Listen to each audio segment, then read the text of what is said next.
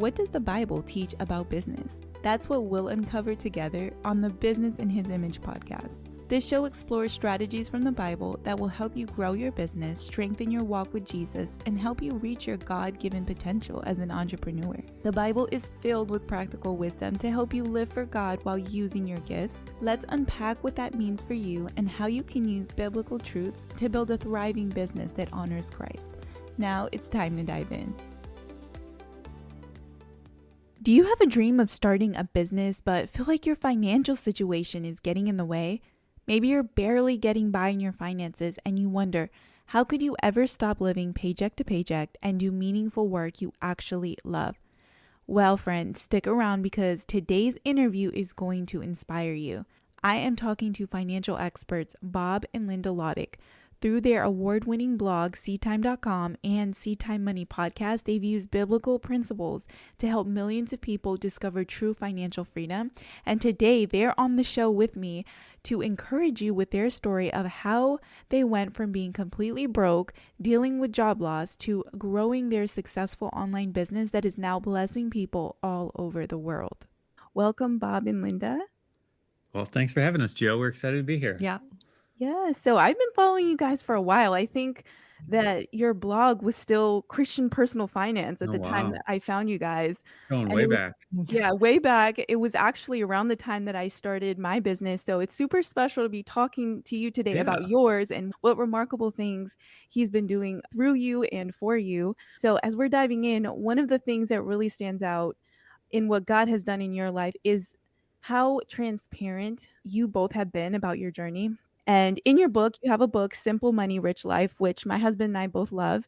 And you talk about that journey. For our listeners who have not read the book yet, can you share a little bit about that story and those humble beginnings and how God brought you into what you have today in your business? Yeah.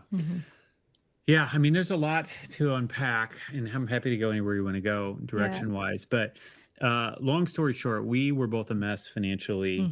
We weren't, born with a silver spoon, and we had aspirations from really when we were dating of giving away lots of money. Like the Lord just put it on our heart that this was something we were going to do. But at the time, our reality was that we were both just like super broke. And so that's a very interesting place to be, where you have this desire in your heart that seems completely impossible. And yet your circumstances, because your circumstances, it makes it seem like there's no way this could ever happen. And what's beautiful about that is that it has to be God. And so God's the only one who can get glory in it. And anyway, and so from those early days when we were both super broke, I think it was kind of out of that season that I was in a dead end job that I was really struggling with and really feeling discouraged by, and feeling like I'm never going to get ahead and I'm stuck. And I have all these gifts that I think God's put inside of me, but I'm not utilizing, and being passed over for promotions and all that stuff. Anybody who's ever been there just knows how difficult that can be. And in the midst of that, like I was dreaming of starting a business, so much so that I remember people would ask me all the time, because I'd talk about it all the time, and people would be like, "What kind of business do you want to start?" And he'd say, "I don't know.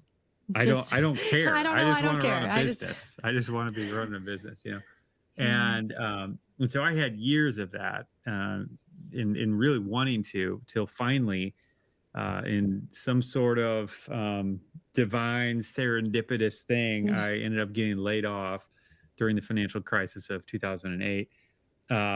And in that, the Lord kind of kicked me out of the boat and said, "All right, now start the business." And the fact is, I had already started the business, which was a blog that you're talking about.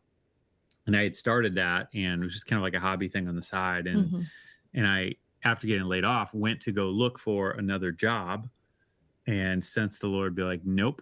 And I'm like, "Well, what do I do if I'm not looking for a job? That feels like a good idea. Get laid off to go look for a job."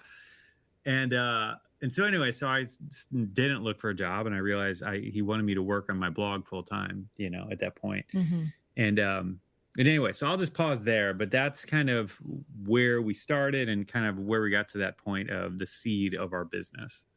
Yeah, and that had to be tough because I think in the book you mentioned at one point you were making what, like $2 an hour when you figured out how much was coming in and all the time that you were putting Yeah. into it. So it's not this overnight thing that sometimes what we see on the internet, right? We think like, oh, it just takes 30 days and you're up and running and making millions, You're a right? millionaire. Boom, It's not done. like Yeah. that, right?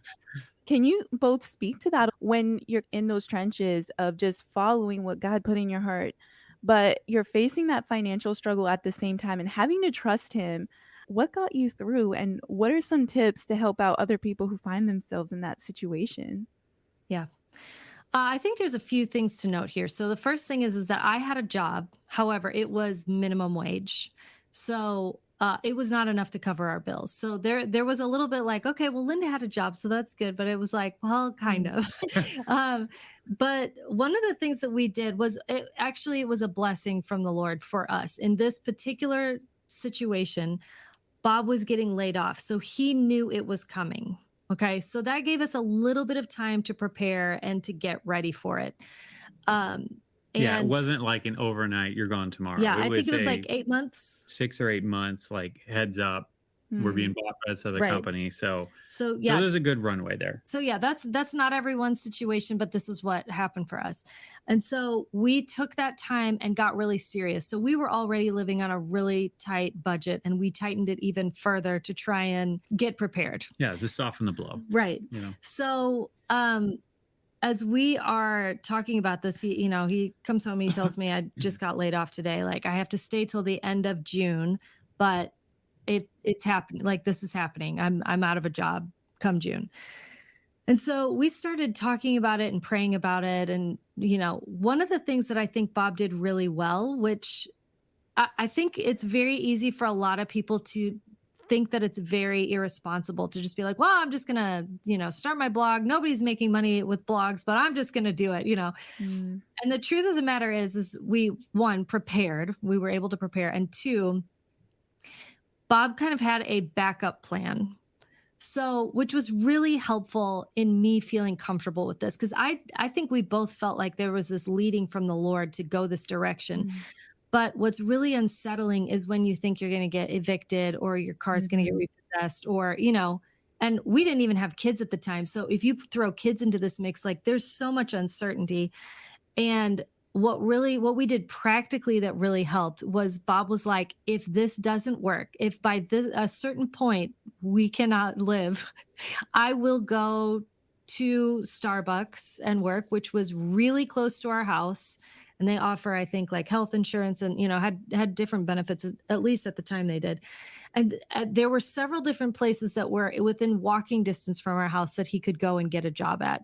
So, I mean, it was kind of like a worst case scenario happens. This is the plan. It wasn't like well, let's just, let's just go for it and have mm, nothing else. But while that was going on, we were extremely intentional about praying for mm, this situation. Yeah. So there was the practical side of what we could do of like, how are we going to handle this if it doesn't work out? While also praying and believing God for what does he have for us down the road and what will this look like? And Lord, you're our provider, kind of getting our eyes mhm, back on him instead of our job being the source of our income, mm. So there was a lot of intentionality, I think, on both sides, where Yeah. it wasn't just like, oh, yeah, that sounds like a fun idea. Let's do that. Yeah, I mean, and really what Yeah, that looked like practically is we built out a list of scriptures that we were standing on, Hmm. and we're just praying over them day in and day out, just continuing to speak the word over our financial life. Hmm. Um, and, doing what we can do in our own strength, but inviting God into that, standing on his word and his promises, and using that combination, which is, yeah, we talk about in our book all the time. Hmm. That's one of the unique things that I think when we talk about money that is different from really a lot of financial experts at all, but especially non-believing ones, but even some Christian ones, where it's like the power is in the combination of us doing Yeah. our part and then allowing God to do his. And so often we're trying to do God's part, but not mm, doing our part. And it's like we have to mm. both stay in our lanes and Hmm. allow him to do his part and have us do ours. Yeah. Yeah, I love that. I think what stands out from your story is that you had a spiritual perspective and a practical perspective. And I think Mm. sometimes as believers, we can get hung up on the spiritual side and feel like we're almost doing something wrong by being practical, right? By Yep. planning or having a plan B. And that's Mhm. something God has had to teach my husband and I over time, is not to over spiritualize things. Like, we might Yep. have heard something from the Lord, but then you have to use the brain he gave you to think critically about how to execute it, right? Mhm. So I love what you shared about, preparing. So as far as people who find themselves in that situation, maybe they're right now, right? God has spoken to them about starting a new venture and stepping out on faith. What are some things, kind of like a, step one, step two? What would you say that they should walk through as far as being prepared? Yeah, that's good. I mean, I think it depends on your marital dynamic, assuming you're married. If you're not, it's a different story. But if you are, like, part of that planning was for her benefit, because I knew Yeah. that that would make her more comfortable with this crazy bold thing that we were doing. Mhm. And just for a little more context, at the time I got laid off in June that month and stepped out to become a full time blogger, um, I had been working on my blog for nearly a year and I was making $100 per month on it. So it was a insane step of faith. Like, Right. and it's one of those things where it's like, I don't ever recommend that to people because I have new bloggers come up to me all the time and say, "Yeah, I'm going to quit my job and become a full time blogger." And I'm like, Yeah. "Well, I don't know if you should do that." Yeah. And if the Lord leads you to, then great. Like, I never want to dissuade anyone Yeah. from that. Yeah. Like, if God tells you to do that, but if it's just like, "Yeah, you did it, so I'm going to do it," it's like, no, Right. that's not. I wouldn't Yeah, do it's that. different when the Mhm. Lord's hand is on you. There's an anointing there for Yeah. things to just work, right? Yeah, no, Yeah. absolutely. And it's like I could have never done this in my own strength. Like, Yeah. the first 8 months and making $100 a month, that was my own strength. But Right. what was amazing about our story is it was 9 months after that, I was making more from the blog than my old day job. And then Wow. 6 months after that, it was double that. So, like, what you're saying is so true. Once God put his hand on it, it just Mhm. whoosh, took off. And Mhm. we got to, like, sit there with our jaws on the floor, like watching what he was doing. Yeah. But anyway, so back to your original question in terms of planning and preparing, I think, because I think a lot of times there's entrepreneurs and business owners, and we're so focused on the business and focused on want to generate revenue that we're just not actually doing any of the practical stuff of managing and stewarding wisely. Because that's just a pattern I've noticed with a lot of entrepreneurs. And so that's really important component to apply that wisdom to what we're doing. I think especially in this situation where you're stepping out into a new venture, you're taking an element of risk, but the best thing you can do is minimize that risk by Mhm. paying off as much debt as you can, by building up a savings. And like these Mhm. things are common sense, but it surprises me how often they get overlooked Yeah. just by either I'm just going to do this in faith and I'm not even going to think about my finances, Right. and it's Yeah. like, Yeah. um, yeah, and that's not, I don't know. That's just my favorite approach for Yeah. handling it. So, And you two work together. So what is that like? Working together in life and marriage and kids and all the things, and then also in business. What has that fist been like? fights every day, like cat and dog rolling around the floor. No, it's really funny because when Bob and I got married, I remember he is extremely ambitious. Like he wants every single hobby there is. He wants to do everything. And I remember as when we were dating, he'd be like, "I want to become a pilot. I want to become a chef. I mean, it was like all over the place." I was like, "Dude."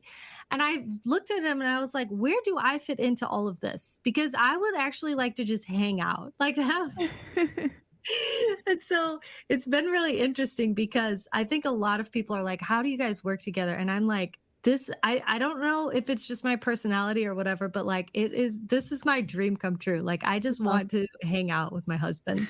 Not everyone has that same dynamic, but I think we for the most part get along pretty well. No, yeah, we get along well. Oh, that's Yeah, awesome. I know. Yeah. We're meant for each other. So I think it's a little bit unique to us, Yeah. but it hasn't been a particularly difficult challenge for us working together. And I know plenty of people who that is a big deal. Mhm. And so, like, I don't have much advice because it's just one of those things that's just kind of not been that difficult for us. Yeah. Yeah. Totally a But God thing.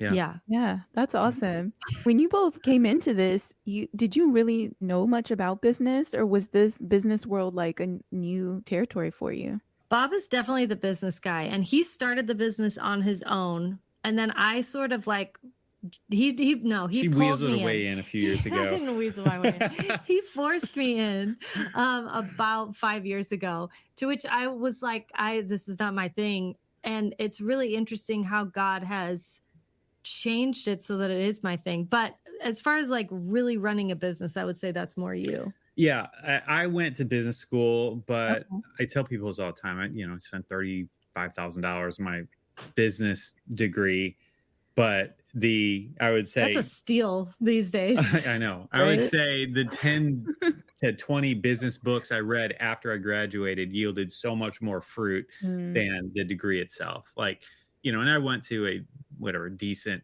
business school, but the point is that so much of it is being taught by professors who don't actually run businesses, and it's all Mm. theory and textbook versus reading books from people who have built $1 million companies and the exact things they're doing right now. Like that just goes so much further. Mm-hmm. yeah. And like all this stuff is changing so fast, Yeah. Joe. It's like everything one year to the next. And so I am a firm believer that you can spend $100 and buy some used books and have a far better education than a lot of business schools Yeah. at this point, so. Yeah.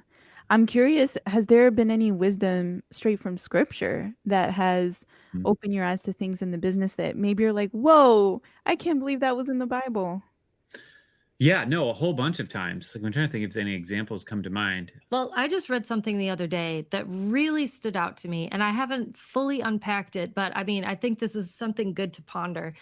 Because I feel like the culture is so girl boss, and you got to hustle and hustle some more and drum everything up and be ruthless and, all that stuff. And it was in the Beatitudes. I was reading the Beatitudes, which is like, we've read these since we were like little kids, it was in Sunday school and all that stuff.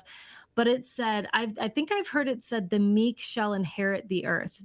But the translation I was reading said, the gentle Mm, shall inherit the earth. And I thought that was fascinating, that it was extremely counterculture, that mm, is actually gentleness that is the thing that which will give you the world. Like that's what everybody wants, is like, you got to hustle so that you can have all this stuff. And God is saying, actually, no, in your gentleness, that's when you will inherit the earth. I mean, Yeah. that was super impactful for me. And how can we take that into our business? Like that was the thing that I was thinking of. It's like, what does this mean for us? Yeah. And how do we bring gentleness to the people we are serving, rather than let's just try and get more people to buy our courses or to buy our book or whatever? Like, well, how can we actually just serve in gentleness and see what happens with that? Yeah. Yeah. And one other thing I would add too, that I think has really been a radical countercultural thing that we have bought into from scripture is the idea of rest and Sabbath Yeah. and sabbaticals. And so we have, for the last 11 years, taken a 1-month sabbatical each year, step away from our business, turn off email, whatever. And I remember, honestly, Joe, the first time I took 1 week, it was probably 12 years ago, God called me to take a week off, and I was panicked. I'm like, 1 week, no email. Like my business is gonna be gone when I get back. Like I was terrified. And then the next year he asked me to do a month. And I was so nervous and just had no idea what was gonna happen. And anyway, but that pattern, that rhythm has been so defining for our business. Mhm. And the amount of ideas I've generated over that time, not to mention like just the healthy balance, and the clear direction from God and where to go. Like, I mean, I feel like that is an absolute requirement as a Christian entrepreneur, Christian business owner. Like that should be part of our MO and how we do everything is regular rest. It's been so life-changing for our business anyway, and that's straight from scripture. And that's the opposite of what Kevin, Mr. Wonderful from Shark Tank would say. He's like, Mr. Wonderful. he literally had a quote where he said, working 24 hours a day is no longer enough anymore. You have to be willing to give up your family, your friends, like everything in order to succeed. And I'm like, I could not disagree more. Right. Well, and resting the right way. I mean, I think that's what's been really eye-opening for us, is most people are like, well, if you rest, that means you go on vacation. And vacation is actually not rest. Because have you ever gone on a vacation and come home and been like, I'm exhausted. I need a Yeah. vacation from my vacation? Yeah. Yeah. Especially if you have The kids. Yeah, especially if Yes. you have kids. The reason is because if you read the Bible, what it says, we all know the scripture, come to me, all you who are weary and heavy laden, and I will give you rest. He Mm. doesn't say take a nap. The word Right. doesn't say go on vacation and go sit on the beach. It says, come to me. Mhm. And that is the thing that I think for a long time I got wrong, is that Yeah. I thought rest was taking a nap or going on a vacation, and it's not. It can bring some rest to you, but the main way that we can get our rest is just by going to the Lord. It's good. That's where we get it. Yeah. Yeah, I think that's a really important point to drive home, that we do need time away from our business to rest our brain in Christ and get filled up with the word again. Yeah. Because if not, we're just going to burn out. Mhm. Mm-hmm. Have either of you ever found it difficult to step away mentally? I know that's something I've struggled with, right? Like Absolutely. not thinking about business and ideas 24/7. So I'm curious the experience that you both have had and how you deal with that to quiet your mind. I'm sure the Yeah. sabbaticals help. No, they Yeah. do. But I will say this: almost like clockwork, because we've done so many of these. When we take a month off, I feel like it's about 2 weeks for me to like just purge my brain and get to a point where I feel like I'm fully decompressed. And so it's really most times the second half of that 1 month sabbatical where I really feel like I'm ready to breathe in what the Lord has, because I'm spending the first 2 weeks just decompressing, getting the ideas out of my mind, like trying to clear my thoughts. And because the world's such a frenzied place, it just takes a while to get that Mhm. off of you. And that's been my experience, Yeah. And as far as like a regular rhythm of it, I mean, for me, it is the business some, but it's more motherhood for me, if I'm being honest. And I will have days where Bob's like, go rest, go have your Sabbath time, your sabbatical time, whatever. And it is really hard for me to stop thinking about the laundry that needs to get done and the lunches that need to get packed, all that stuff for the kids' school and, whatever it is. And there is a scripture that says, work to enter into God's rest. Mm, You have to work that's to good. get there, Yeah. That's really good. because the enemy knows what it will happen when we get into that restful state, which is that we will get renewed.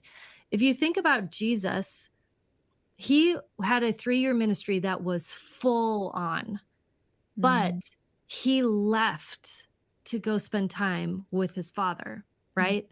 So it was like you didn't see him taking vacations, but it would be like, well, Jesus just left. All the disciples are like, where did he go? And they're like, I think he left to go be by himself or whatever.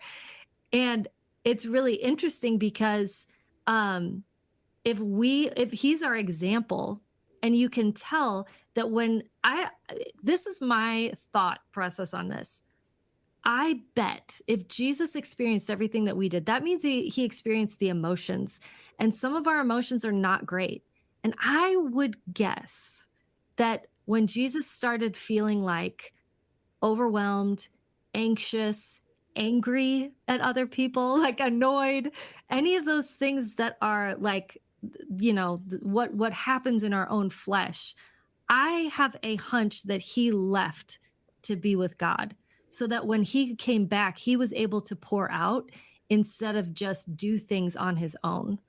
That's my guess. Yeah. And I'm like, that would be a great rhythm for us, is when we are starting to feel like I cannot take this anymore, to mhm. go spend time with God. That's not the time for a vacation. In our minds, we think it is, Absolutely. because that's what everyone has told us. But it's actually the time that we need to go spend time with God and get filled up with his love and his presence so that we can pour out again. Yeah. Yeah, I think a lot of our problems would be solved just by going to him and getting refreshed, hearing a word Mhm. from him. And I think a lot of our problems boil down to that. Is sometimes it's so easy to get busy and caught up in the day to day, in motherhood and business, whatever our responsibilities are. But I Yeah. know for me, God continues to drive it home. It's about him. Even the business, what you guys are doing, right? It's pointing people to him at the end of the day. So yeah, Yeah. Yeah. That's awesome. As far as balancing the business, the motherhood, the parenting, and even your marriage, spending time Mhm. together and, maybe being active in your church and just all these things, like, how do you balance that? My pastor said it really well. She said, there is no balance, but she said there are priorities and boundaries. Right. So I thought that was a really interesting way to see it because, I think the world just talks about balance. But the thing is if we have our eyes on Jesus and we are being led by him, then the other things fall into the place that they need to. But also, what are our priorities? Our kids are our priority. That is a strong priority that we have.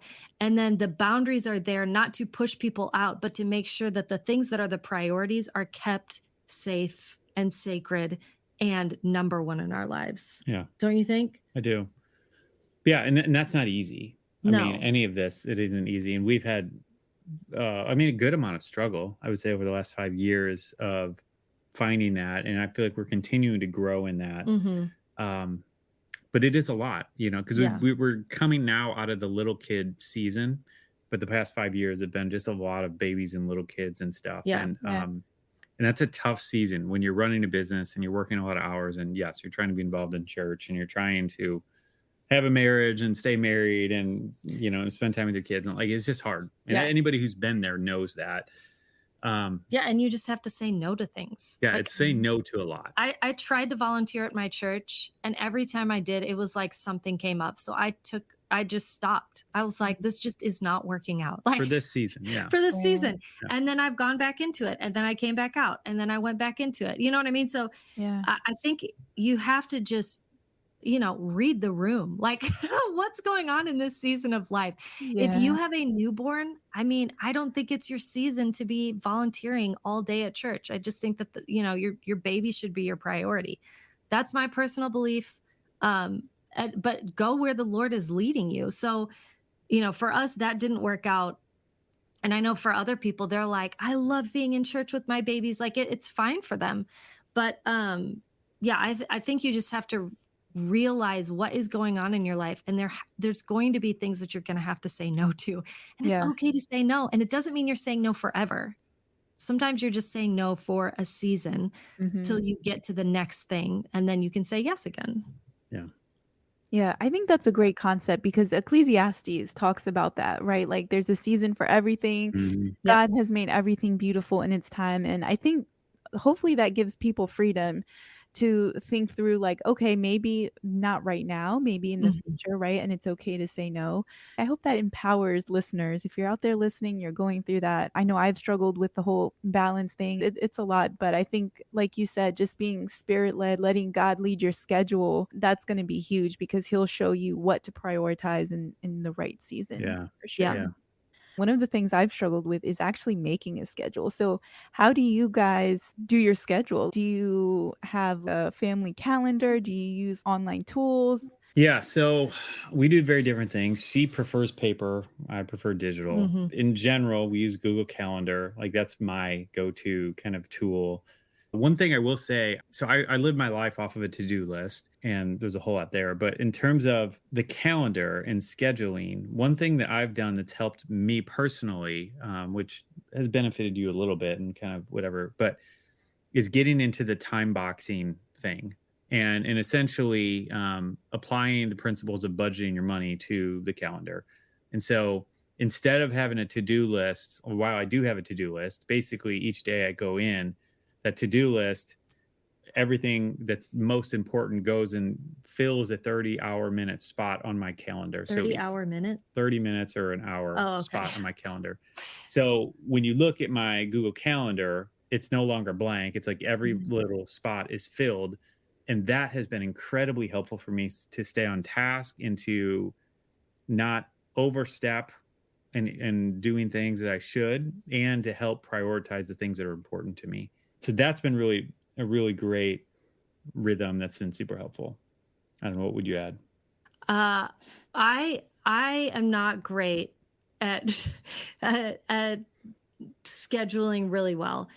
So with that, there are things that we just have a rhythm of that has really helped me, where it's like every Thursday at 1:00, we record a live podcast. It has to happen because we're doing it live.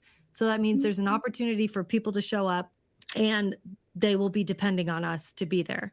So, a little bit of accountability there is really helpful, but it's also dependent on what's going on with the kids. You know what I mean? And I think that's why in my head, I'm not as great at doing that, is because we homeschool our children, and there's got to be an ebb and a flow with what's going on with them. If one kid's sick, which happens a lot when there's, multiple of them, it's like you kind of just have to go with what's going on and then work things in as you can. I mean, that's kind of been how I've done it. Yeah. Right. Yeah, I relate to you. I think that's why I get stuck with the schedule thing, because my husband is like you, Bob, very tactical. It's easy for him to just get everything out on paper. And then I'm like, well, what if this comes up, or what if that happens? And then I'm going to have to change the whole thing, and it just feels stressful. Well, yeah. And you guys have it so much harder. Or I mean, assuming you have a similar family dynamic to us, but Linda's the one who has so many more wrenches thrown in what she's doing. So it's just a much harder thing to do that with, Yeah. It's okay. We just got to show ourselves a little grace, right? Exactly. Yeah. I would love to hear, and I know that you all have talked about this a lot in your book and on your podcast, but for our listeners who might be new, can you share some of the ways that you've had to trust God with your business and how that stretched your faith? I mean, starting off at the very beginning when he was making $100 a month, I mean, that was a pretty big test. But see, the part of that we haven't shared already is that previous to that, Bob had been working on the blog for about a year, I guess. And at that point, he felt he had actually brought the revenue up to, what was it, $800 a month, $1,000 a month? This is a good point worth sharing. So he had brought it up to that point, and just before his last, week or couple weeks at his job, we were praying. We were walking around outside, and we were praying. And he says to me, we've been making this, $1,000 a month. We've gotten it up to that point. And I just noticed that there is something that is, I mean, what would you call it? Unethical? No, it wasn't unethical as much as it was just something that God was asking us not to do on our website. And it wasn't unethical as much as it was just playing the long game and using wisdom rather than being short-sighted. That's what it was. So, and anyway, so this is a real good point. I'll finish, or okay, I'll go just ahead. you can fill in any details I missed. But anyway, so this was May of 2008. And because, like she said, we had gotten the revenue up to whatever, about $1,000 a month. And the way that we were doing that was basically by selling text ads on our website. And so we had different other companies would want to advertise on our website and put a link on our website. And anyway, in all that, Google came out and said, hey, we don't want you to do that. Now, Google doesn't own the internet, but, and so they can say whatever they want. But so there's nothing wrong with doing that, but they didn't want you to do that. And so in all that and praying about that, I felt like the Lord was saying, like, I want you to take all those text ads off. And I'm like, that means that this last month before I go into doing this full time, I'm only going to make $100. So literally it cut our revenue by 90%. Well, and he had mentors telling him, no, this is the way to do it. But yeah, and so it was that were Christian mentors. Like it wasn't, it wasn't anything that was like horrible. Like you're not going to jail. You're not, nothing like that. But it was something that the Lord highlighted to him and said, I want you to take these off. And Bob was like, are you kidding? So it was just really scary because it's like we dropped our revenue by 90% the month before I become full-time in it. And it's just a really big faith test. It's like, and I already felt crazy enough that I was going after this thing. But then that was like the God, if you're writing a movie script, it's like, that's the final thing where it's like, oh, he's doomed. There's no way now. But then that's what's so beautiful about these stories that God writes. And God's like, nope, it's not done yet. Wait till you see what I'm going to do. And that's what he did. And it was amazing. Well, and it ended up that anyone with those text ads on their site got penalized later. Yeah. So the way it played God out, was sparing us. the way it played out was we dropped in revenue before he had actually ended his job, instead of several months later when we had felt like we had built up something and then it would have dropped then. So the Lord just saved us from that thing. But I'm telling you, what is the key thing here is the obedience. Yep. Like Bob had the choice, and he had other Christians, like it wasn't about that. It was about God saying, I am asking you to stop doing this now.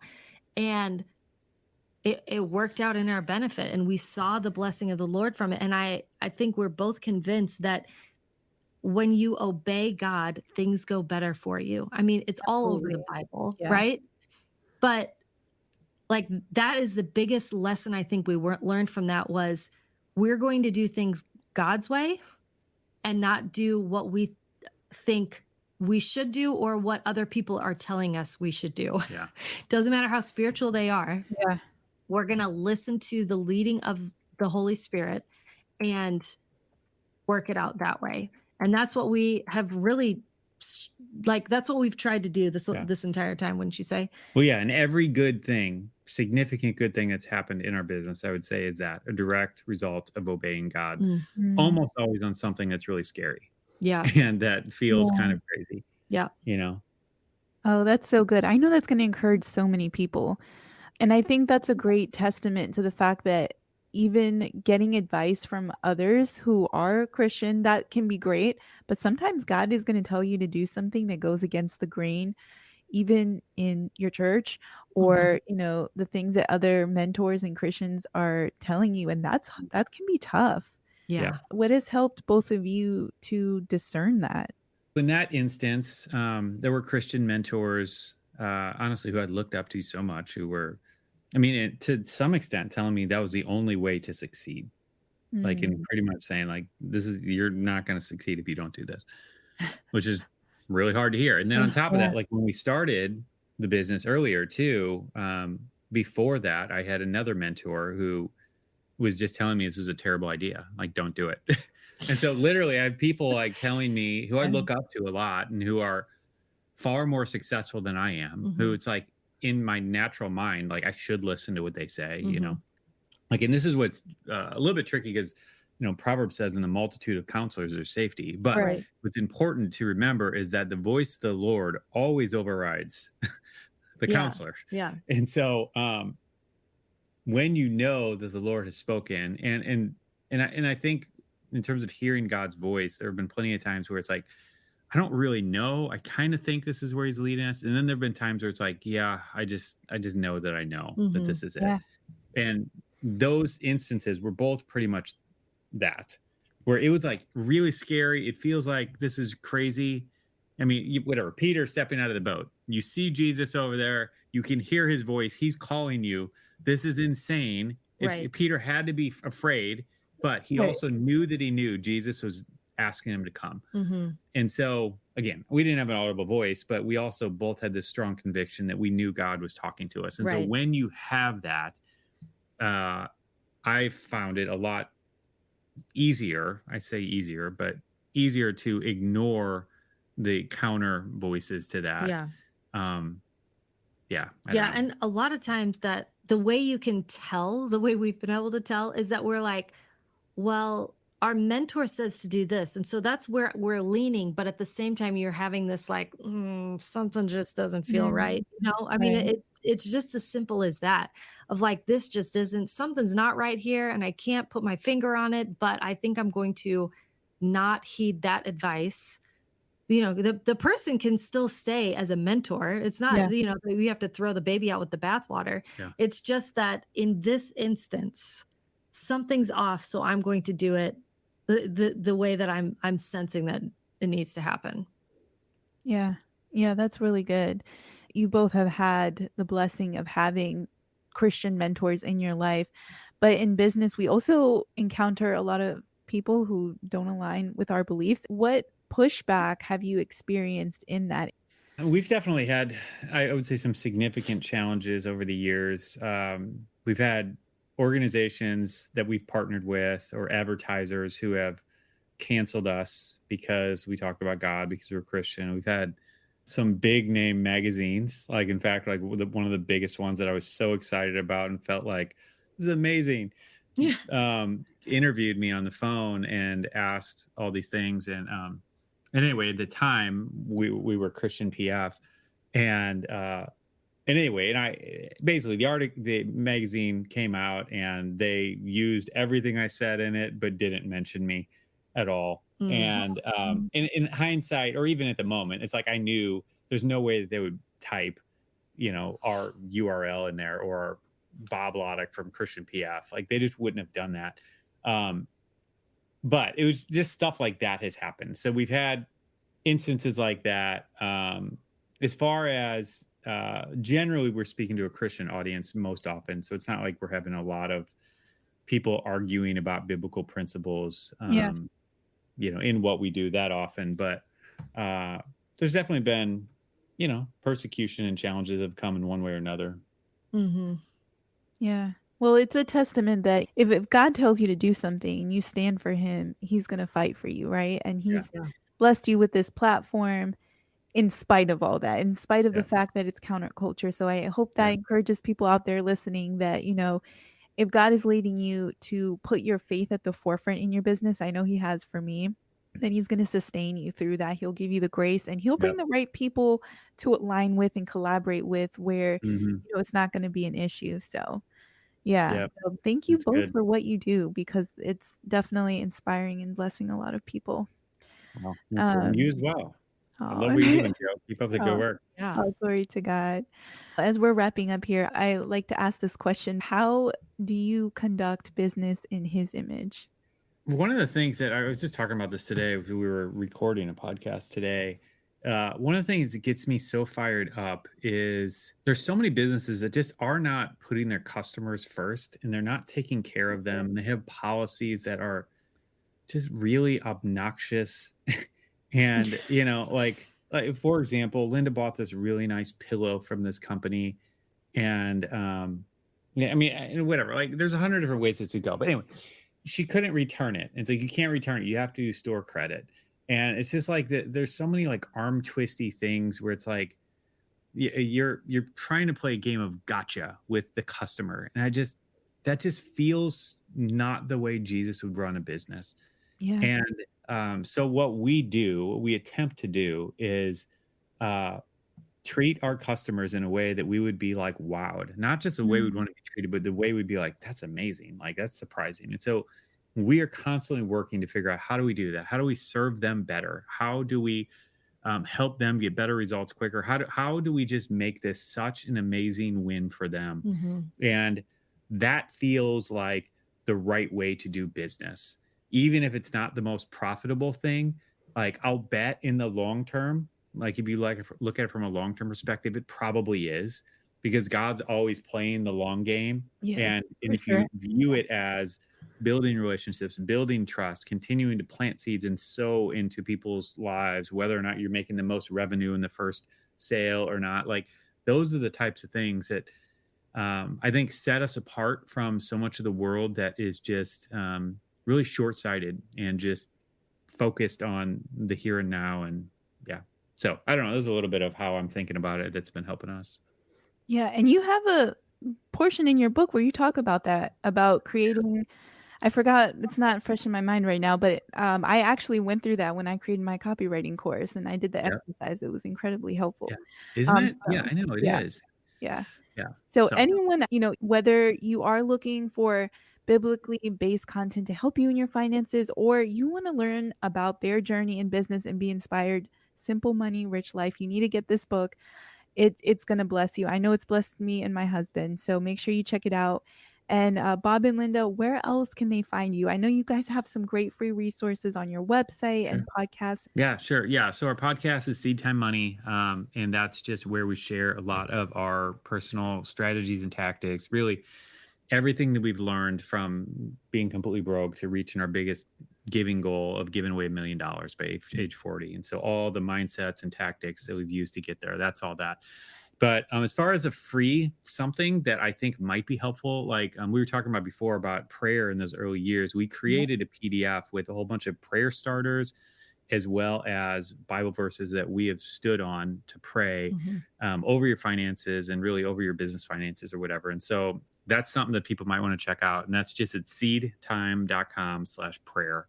And you can go get that there. It's a free opt-in for anybody who wants it. Well, thank you both so much again, and may God bless you both for everything that you're doing. Make sure you check out their prayer guide and their podcast, which is awesome. I listen to it all the time. My husband loves it. And make sure you check out their amazing book and support them as well. Thank you so much, Joe. Hey friend, are you looking for actionable ways that you can build a profitable business without compromising your faith? Check out my free 5-day devotional for Christian entrepreneurs. For 5 days, you'll get a daily devotional teaching you specific things you can start doing right now to honor God as you're growing your business. Get it for free at thevirtualmama.com/devo or click the link in the show notes. Thank you for listening to the Business in His Image podcast with me, your host, Joe Harris. If this show has blessed you, please share it with a friend and subscribe so that you can be notified when we release new episodes. My prayer is that God will help you soak up every bit of what you've heard today and help you apply it to your business so that you can see results. I'll see you next time, and may God bless you.